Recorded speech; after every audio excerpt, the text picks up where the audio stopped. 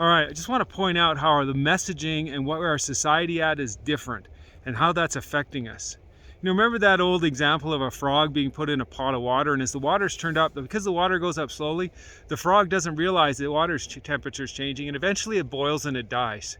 That's going on right now in our society. There are so many headlines hitting us, we don't even realize how crazy the messaging is.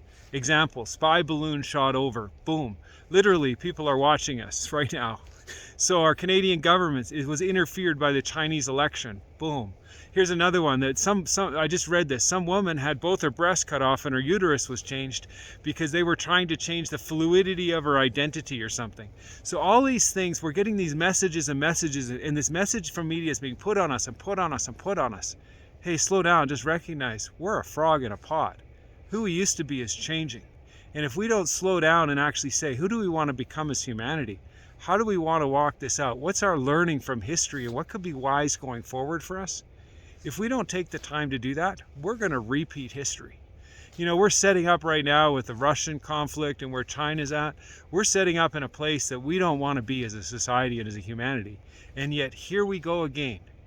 The frog is starting to boil in the water. My purpose of putting this out is not to discourage us, it's to bring us hope. And hope comes when you can recognize where we're at. Because if we can take an honest assessment of where we are at, society-wise, and where you are at individually and what your beliefs are, you get to determine who you want to become through it. And that becomes framed into where do we want to go. And that's a different conversation. We can raise our kids that way. We can have conversations in our community that way. We can hopefully elect people and have a conversation around who we want to be as a nation.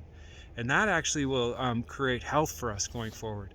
But if we don't actually recognize where we are and plan our way out of it, we're just going to continue to be in this. And just read the media. It's like pouring stuff on us. The water's starting to boil. And it's changing who we are in our structure if we don't recognize it. So thanks for joining me. Lots of other videos. There's lots of encouragement here. You can type my name and hope stuff will come up. So thanks for joining me. Wish you a great day.